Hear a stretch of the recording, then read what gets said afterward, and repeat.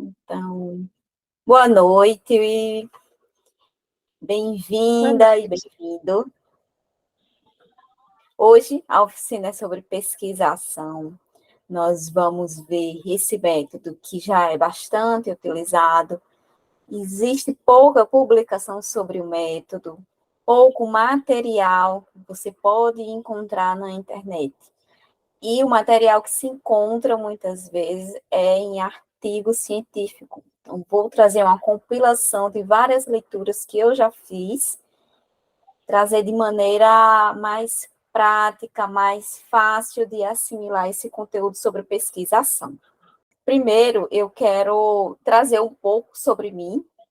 Meu nome é Ana Luísa, eu sou pesquisadora e professora, fiz doutorado em recursos naturais na UFCG e sou mestra em Direito.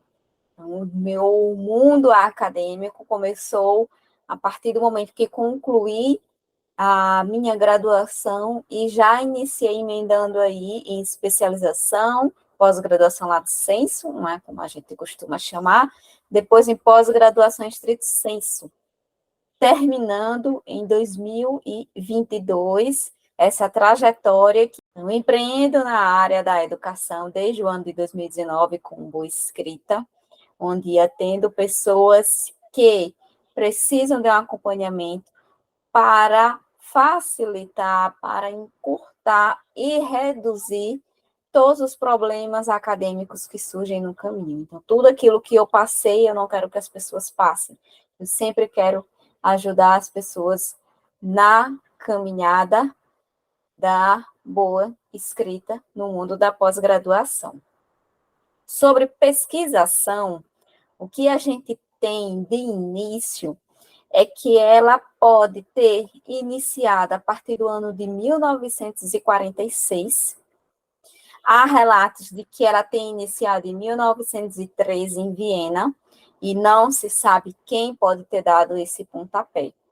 Por outro lado, algumas pessoas apontam que foi a partir de 1926, com o livro Pesquisa para Professores, que foi dado o pontapé para a pesquisação.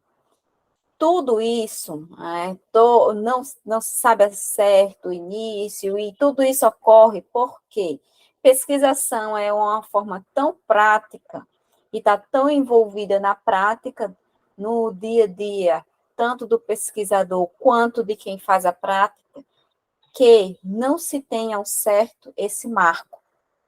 Então, há também relatos de que ela foi utilizada um pouco antes e durante a Segunda Guerra Mundial, em 1995,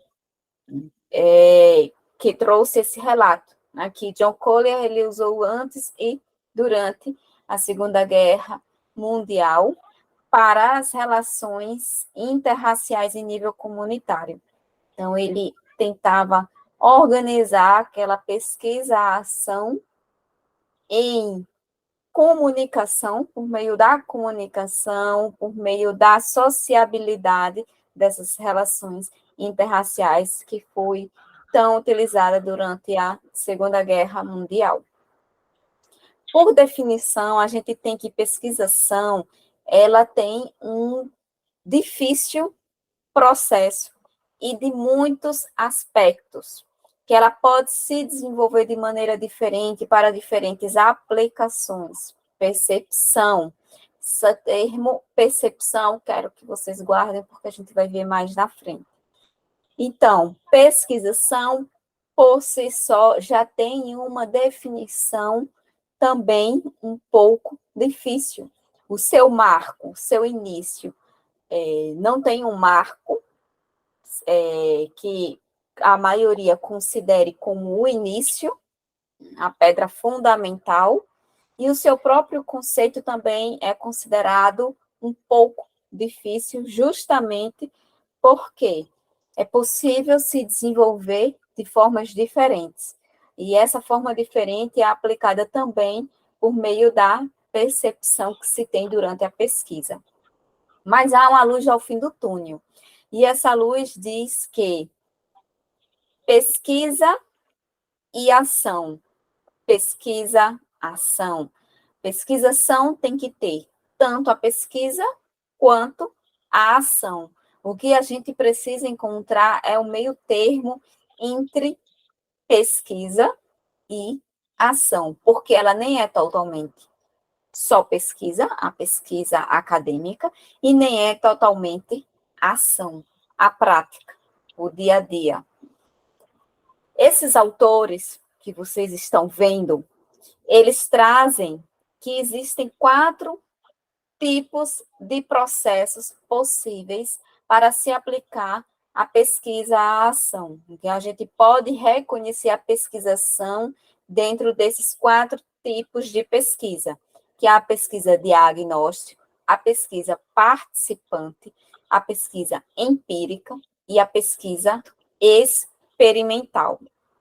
Para saber o conceito, para saber como se aplica cada uma desse tipo de pesquisa, é necessário que você abra um livro que traga esse tipo de pesquisa especificamente, ou então artigos científicos. Sabendo que foi Chen, Cook e Hardy que trouxe esses 4 tipos de processos, né? Esses 4 tipos de pesquisas como possível para ser desenvolvida a pesquisação. Dentro do campo da aplicação, onde a gente pode aplicar a pesquisação, temos alguns marcos dentro da administração, onde foi usada a partir da década de 40, e entre a década de 40 e 50. Temos também o desenvolvimento comunitário, em 1946, um pouco depois da Segunda Guerra Mundial. Temos mudança organizacional, também é um campo de aplicação possível, em 1958. No campo do ensino, onde se usa atualmente, também, digamos que é a maior área responsável pela divulgação desse método, o de ensino. Temos também de mudança política, a partir da década de 1970, conscientização e outorga de poder, e temos como referencial aqui no Brasil Paulo Freire, que usou esse método em 1972 e 1982. Temos desenvolvimento nacional na agricultura também, é possível ser usado esse método de aplicação, negócios bancários, saúde, geração de tecnologia, Banco Mundial e outros. Então, perceba que o campo de aplicação da pesquisação é vasto, é possível usar em vários campos, vai depender do interesse de cada pesquisador. Inclusive, tem referencial teórico para vários campos. O pesquisador responsável, o responsável por divulgar, por popularizar, digamos assim, a pesquisa-ação no Brasil é Thiolan. Thiolan, ele popularizou, por meio do seu livro Pesquisa-Ação, esse método que já era bastante utilizado. Lembrando que Paulo Freire, ele não popularizou o método, ele usou muito esse método nas suas próprias pesquisas, quando diz que a educação ela é a prática do dia a dia que deve ser desenvolvida a partir da prática do dia a dia de cada aluno ou da turma. Então, ele chegou a popularizar por meio da educação, mas não abrangeu a popularização do método. A aplicação do método pesquisa-ação se dá por meio da possibilidade de participação dos participantes. Então, veja aqui, tanto o pesquisador quanto os participantes irão participar na pesquisação. É um método colaborativo. E esse método também vai possibilitar investigar a prática do próprio pesquisador, a partir dessa colaboração entre participantes e também a pessoa que está ali para realizar a pesquisa, a ação. E tudo isso vai ocorrer de forma crítica e reflexiva, porque ao mesmo tempo em que é parte central da pesquisa, o pesquisador, ele também quer mudanças na sua prática. Então, ele está ali para realizar a pesquisa e quer mudança na sua prática. Ele não é o tipo de pesquisador que se distancia da sua pesquisa, ele está muito próximo da sua pesquisa. É diferente, por exemplo, de mim. Eu me distancio sempre do meu campo, do meu objeto de pesquisa. Eu não sou o tipo de pesquisadora que vou pesquisar algo para mudar a minha realidade, porque eu não estou inserida dentro daquele campo.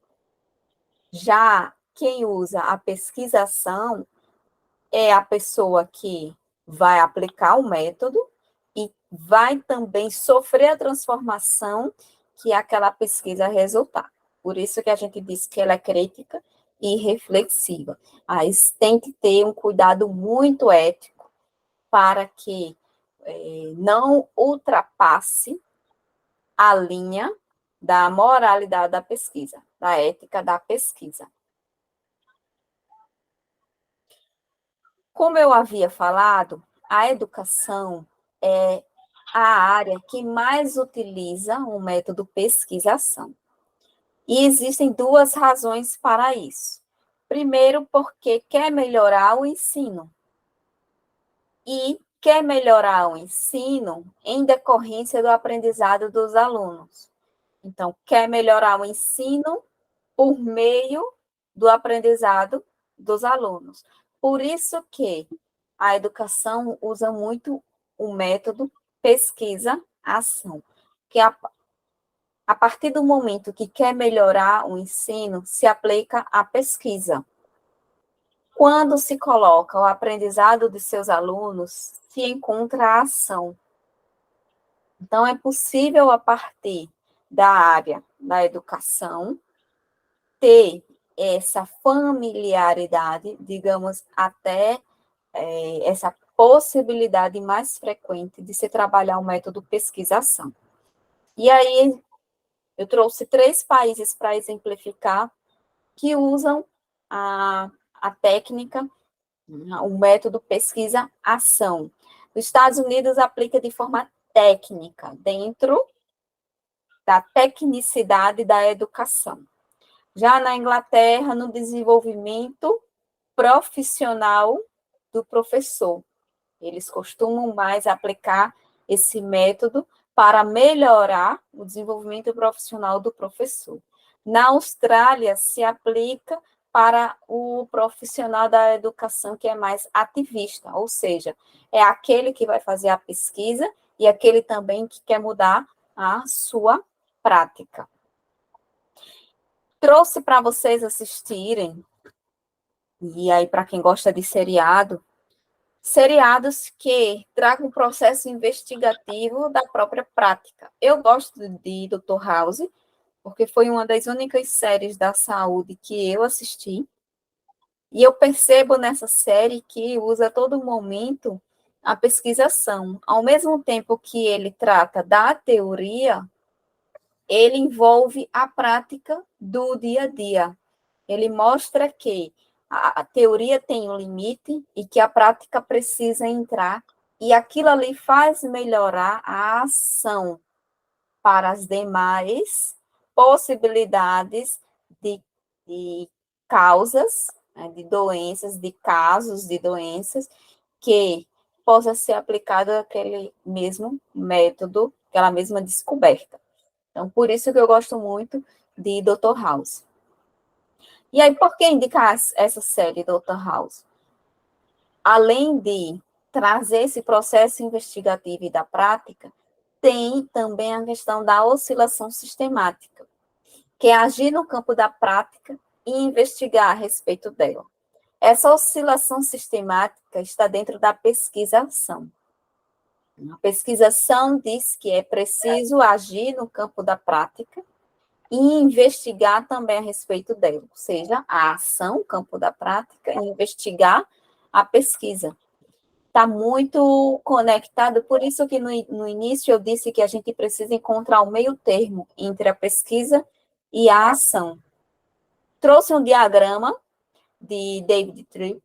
Ele representa as 4 fases do ciclo básico da investigação-ação, da pesquisa-ação. Então, de um lado nós temos, em um quadrante nós temos a ação, no outro quadrante nós temos a investigação. E nessa sistemática, nesse ciclo, nós temos o planejar, é onde se inicia todo o processo, a gente planeja uma melhora da prática, depois a gente vai agir na implantação para que aquela prática seja melhorada, depois a gente vai monitorar e descrever os efeitos daquela ação. Por último, a gente vai avaliar os resultados daquela ação. Então, esse ciclo resume todo o processo da pesquisa à ação.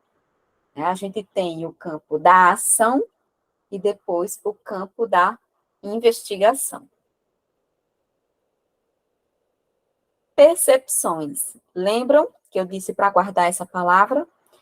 Então, no campo da percepção, e a percepção é algo que todo pesquisador está a usar, todo não, a maioria dos pesquisadores usam essa forma para mostrar o olhar do próprio pesquisador sobre determinado campo, determinado objeto.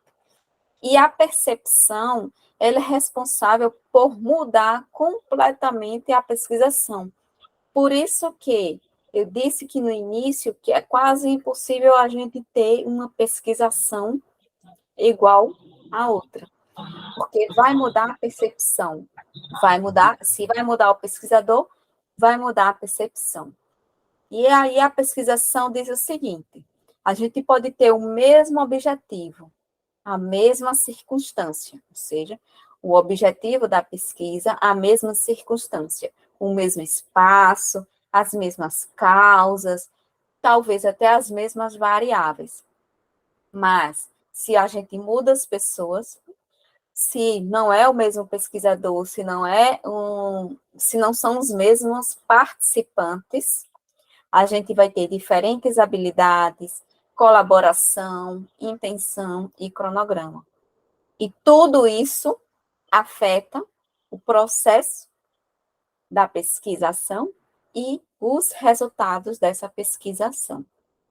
Então, veja que basta uma única coisa, a pessoa, o pesquisador, para mudar completamente o resultado da pesquisação. E eu trago a diferença entre pesquisação e estudo de caso. Por quê? Algumas pessoas podem pensar que existe similaridade ou que é confundível, mas não é tão confundível assim. Por quê? Para a gente saber a diferença entre estudo de caso e pesquisação, basta se perguntar: o que foi o alvo principal? Foi a criação do conhecimento teórico ou aprimoramento da prática? Quando a gente tem a criação de conhecimento teórico, a gente está conectado ao estudo de caso. Quando a gente tem o aprimoramento da prática, a gente está conectado à pesquisação. Então, veja como é diferente o estudo de caso da pesquisação. Então, para fazer aqui o encerramento de tudo que a gente viu, a gente pode dizer que pesquisação é a prática que busca efetuar transformações em suas próprias práticas. Porque, como eu disse, é um pesquisador que atua na prática, que quer fazer uma pesquisação para modificar a sua própria prática. Então, é a prática que busca efetuar transformações em suas próprias práticas. É também, né, pragmática, ela se distingue da prática em si e se distingue também da pesquisa científica tradicional. Ela não é só prática e nem é só pesquisa científica. Ela é um meio termo entre a pesquisa científica tradicional e a pesquisa prática. A pesquisa que a gente costuma chamar de pesquisa empírica.